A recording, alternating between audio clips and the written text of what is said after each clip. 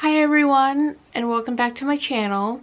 Today's going to be a different type of video. Lately I've been thinking to make different types of videos for my channel because I've been making the same thing for a while, like tags or little mini vlogs or whatever else like that, so I decided to change it up a bit. Today's video is going to be about video games. I've played video games for a while, absolutely love video games. I have a Xbox One and I have a Wii, so I have games that I want to show you that I have, which are actually my favorite games that I have so far. I don't know if I'm going to get more, but as far as I know, this is pretty much all I have. Yeah, there are two games that I have that I don't have the actual packaging for. It's just on my console. So I'll just talk about it instead of showing you the packaging. So first I'll be showing you my Xbox One games, and then I'll be showing you my Wii games. I have about 4 or 5 games for each console. So this probably be a little fast or a little slow depending on how much I describe the game and how good I think it is and all that. So yeah. The first game I want to talk to you guys about that is on the Xbox One is one of my favorite games. It is called Assassin's Creed Unity. I was introduced to this game, I guess, from YouTube. I found it on YouTube, so I watched it, and normally, knowing me, I don't like all that, like, death sort of things, like in games or wherever. This game does involve death. Assassin's Creed Unity takes place during the French Revolution in France. The character that you play as is named Arnaud Dorian. He was raised by his dad, who is an assassin. His mom left them, I guess, because she didn't like the fact that Arnaud's dad was an assassin, didn't like what he was doing, so she's not in the picture. I don't know if she died or if she just left, but Arnaud was raised by his dad. And you also meet this girl named Elise. She is the daughter of Francois de la Serre, I believe his name is. She was raised by both her parents, but her mom died suddenly, so she was also raised by her dad. So at some point during the game, at the very beginning, if you haven't watched this game or played this game, it's a spoiler, I'm sorry, but if you have played the game, you would know that Arnaud's dad dies from another assassin, I think. So Arnaud is ultimately raised by Elise's dad. So Arnaud and Elise grow up together, and when they're older, there's this man called Germain. I forgot his first name, but his last name is Germain. He ultimately kills Elise's dad. The premise of the game is you're trying to figure out who killed Elise's dad. Along with that, Arnaud wants to avenge his own dad's death, so he joins the Brotherhood, which is a group of people that want to take down people who are obviously killing all these people for no reason. So Arnaud ultimately becomes an assassin, and Elise is a Templar. So basically you just go around, you have targets that actually lead up to how you can find the person who actually killed Elise's dad. He has met a few friends. He's met Pierre Balek, who actually ultimately betrays him in the end, and Arnaud actually has to end up killing him because he wanted to do bad stuff. He wanted to overthrow Mirabeau, who is the leader of the Brotherhood. So basically you have about, I'm gonna guess, maybe 10 targets. In the game you have 12 sequences and also memories, so you go back in time and you play as Arnaud and you go around Paris and you just do all these missions, and every time you kill a person and you report back to the Brotherhood, they will tell you who your next target is, and ultimately at the end of the game you will go against Germain, who is the guy who killed Elise's dad. So Elise basically goes against Germain and ends up dying because of it, which is sad. Arnaud also kills Germain. Basically the game is just, you're just killing your targets to ultimately figure out who killed Elise's dad, and Arnaud wants to avenge his dad's death. So that's basically the game. I actually really enjoy it. It's actually a really cute story between Arnaud and Elise. And seeing them work together as a team to try and figure out who killed Elise's dad. It's actually, I mean, it's a video game. It's not like all gore and death and all that, but it's like, you go around the town, there are people kind of basically like the police in blue uniforms, and in the red uniforms are the people who are trying to kill you. So like if you do something bad, like push into them, they will ultimately kill you or try to. They want to start trouble. So that's basically what that game is. It's kind of a long premise, but it's a really good game. I've seen the other Assassin's Creed games, but I love Assassin's Creed Unity the most, and that's the game I prefer to have. It was built into the console, so I don't have a physical copy of the game. But yeah, that's basically what that game is about, and I think it's a pretty good game. I haven't played it in a long time, but I really should play it again because it really got me into it a lot, just playing it more. I would die a lot, and my friend Tori would watch me play it when I first got it, and she would laugh at me when I'm struggling to kill a target, which was funny for her and for me, but it was also frustrating because then you have to redo the sequence over again to try and kill your target. So that's basically the game. The next game I want to tell you guys about is also for the Xbox One. It is also built into my console. I don't have a physical copy to show you. It is called What Remains of Edith Finch. It is about a girl who writes in her diary and tells about this curse in the house that she grew up in, that her grandmother was raised in, born in, and basically her side of the family. Well, mainly her mom's side of the family, not her dad's. So she's ultimately writing to her future child because she is pregnant during the game. So you basically are in the story that is being told through the diary. So you're going through each room of the house that used to be her aunts, uncles, grandparents, great uncles, great aunts, and they're telling the story of how that person actually ultimately died and what their life was like when they lived in the house. I actually really liked this game a lot. I thought it was really fun. The ages through the people that lived in the house were up to about, in their old age, like I'm gonna guess 70s or 80s, up to the youngest person who died in the house, which was Gregory, I believe, who was only 1 year old. So it's really tragic playing the game because you get to see how the person died and what their story is and all that, but it's actually really interesting to actually go through the house and learn about each person that lived in the house. So yeah, I thought it was a really good game, and I would recommend it to anyone who likes that sort of thing, like little story-based type of games. So yeah, now I'm going to move on to the physical copies that I have of the game, which means I have the disc and the packaging. So the first game that I want to tell you guys about is an Xbox game called Life is Strange. If you have not heard of this game, it is very popular. This one specifically is season 1. There are 2 seasons, and there's also a little mini-series. This one is season 1, and it is about this girl on the cover named Max Caulfield who goes to school in Arcadia Bay at Blackwell Academy in Oregon. Basically, she has this friend named Chloe Price. She meets up with her, and eventually at some point Max figures out that she can rewind time. So she can fix past events that have happened. But along with that, they're also trying to figure out Chloe's friend Rachel Amber. They're trying to figure out how she ultimately died because she was missing, but in the game you figure out that she sadly died because of Max's photography teacher, because Max wants to become a photographer. So basically this game is you go back in time and change past events and make sure they don't happen. I thought it was a really cool game to play. This game is really slow. It takes like an hour or so more to actually play one episode. There are 5 episodes in total. If you're into that sort of thing, then this is the game for you. But if you're not into slow-based games, then yeah, this is basically not for you. So this is one of them. I have 3 other games, or 2 other games that are like this. But yeah, this is season 1. They came out with season 2 already, if you haven't heard. And they came out with a Before the Storm miniseries one, which is basically about Max and Chloe's childhood. So you're playing as Chloe, and you also go back in time and see what their lives were like when they would hang out more, because Max's family moved to Washington, I believe, but Max stayed to go to college in Oregon.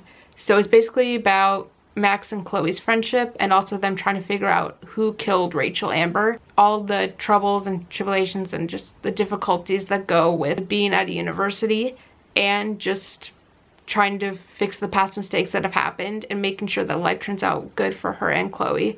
And ultimately she has to make a decision at the end of what's gonna actually happen to Chloe or the town, because something happens where she needs to decide right away what's gonna happen. I literally love this game. It's one of my favorite games to play. I haven't played in a while, but I really should get back into it. But I would suggest, if you love these kind of story-based games, I would suggest playing Life is Strange. The next game I want to talk to you guys about, if you haven't heard about these games already, is Telltale's The Walking Dead. This is season 1. This game is also slow-based. I absolutely love this game. It is about this man on the front cover, right here. Gotta make sure, yeah, there you go, right there. His name is Lee. He was ultimately arrested for, I believe, killing someone. I forgot who. Something to do with his wife. I believe she either cheated or something else. So it's basically like a zombie apocalypse, but instead of zombies, they're called walkers. And if you get bit, you will be turned into a walker.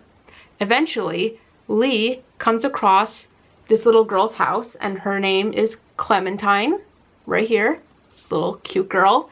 Her parents went off on a vacation and she was left with a babysitter, but ultimately the babysitter got bit and she became a walker. So Clementine was in her treehouse when Lee met her and took care of her. That's basically what season 1 is, and they meet up with people and try to form friendships and try to survive, basically, is the point. It is also, as I said, a really slow-paced game. You have to really pay attention. You have to act quickly. When a walker's about to come at you, you have to act really quickly or you will die and get bit and they start you over from the last save point. There are deaths in here, obviously, if you haven't heard of this game.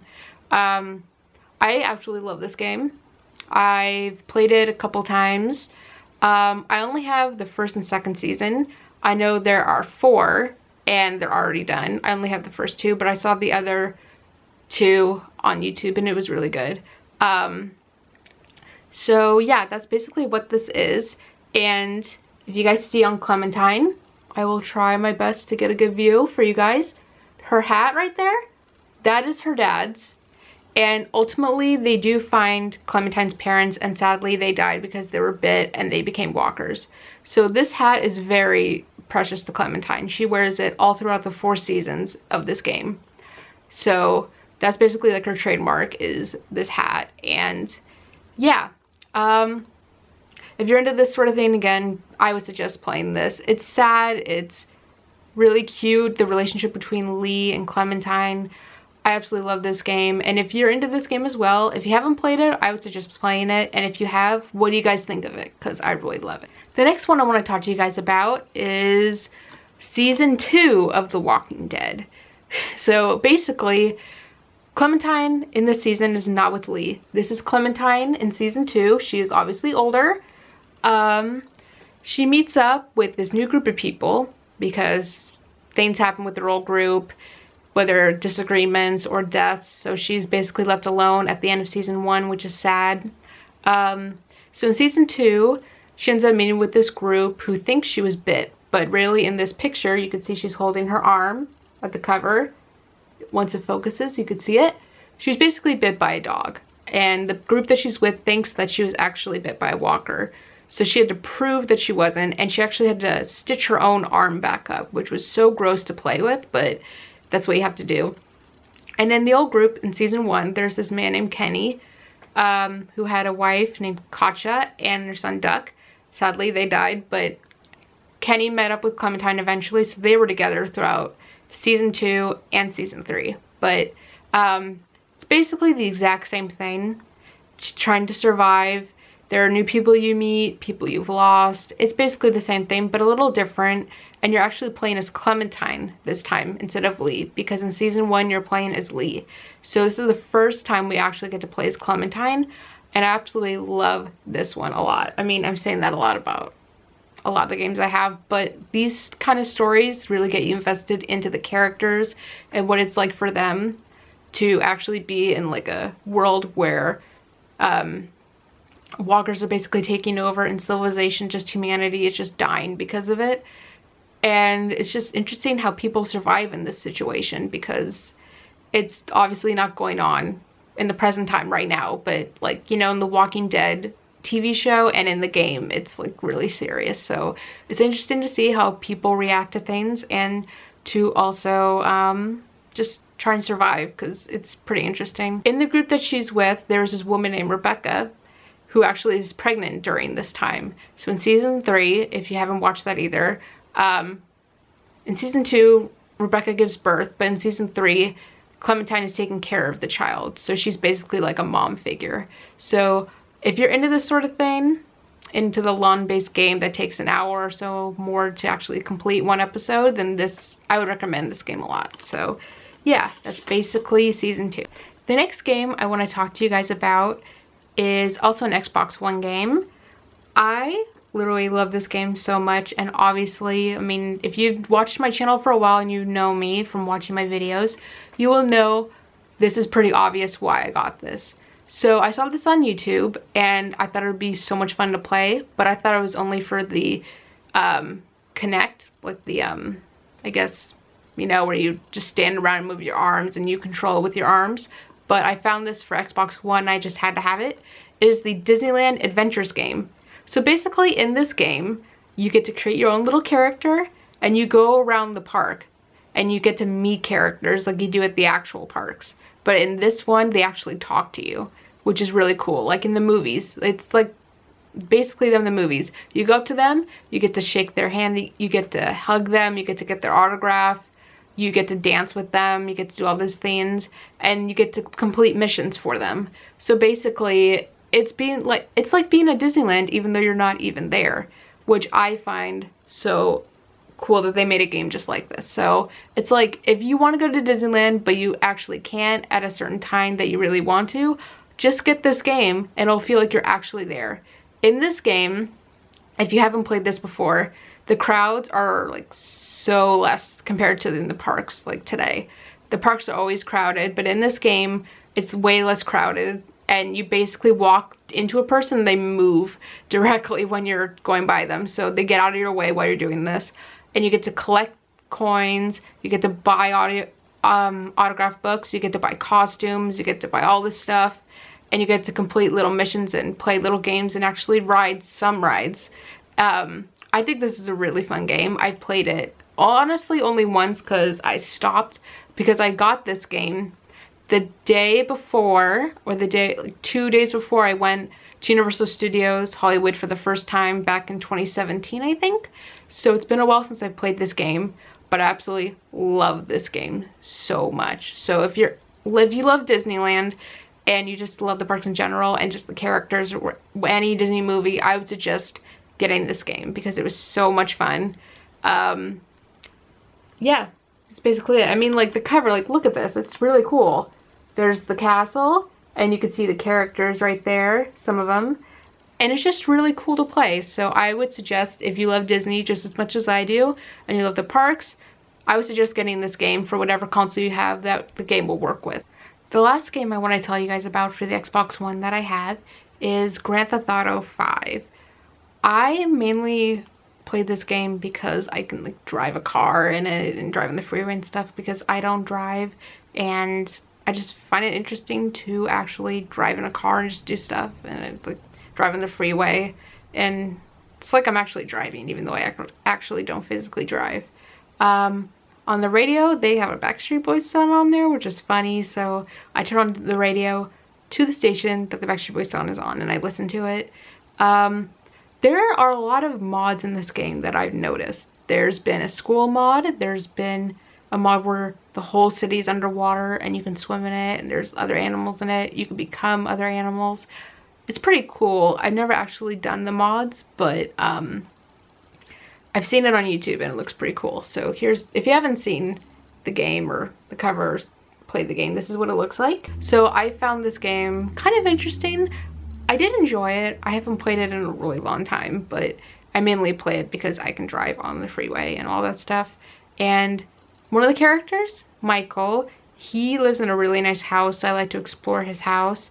You get to play as Michael and as Frank, I believe. So they're from like two different sides of the whole city. Like one kind of lives in a crappy area. The other one lives in a nicer area of the city that they live in. But overall, I think it's a pretty good game. I haven't really completed it. I'm kind of near the beginning, but I just mainly like to do my own thing in the game, not to actually complete it.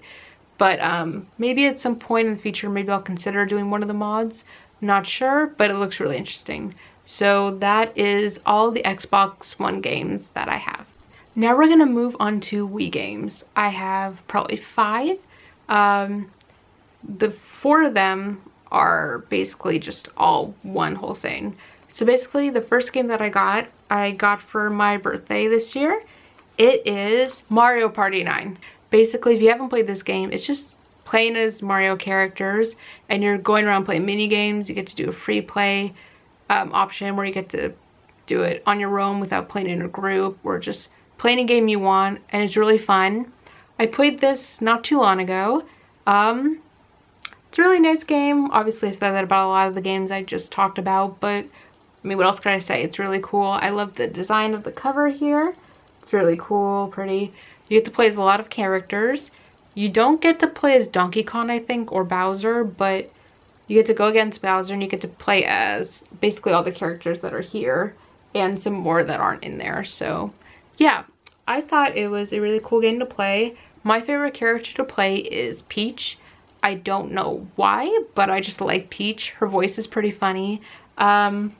When she wins a mini game or whatever, after she says what she says, which is, oh yeah, I like to say it in her voice as well right after she says it. Yeah, so that's basically that. It's a really quick review. I really love it. On the back, you could see here, if I could try to do it, yeah, there you go. You could see all the other stuff you can do. You can play in a group. You could do your own thing, do all these mini games. So it's a really fun game. If you like this sort of thing, I would recommend it. It's really fun. So yeah, that's Mario Party 9.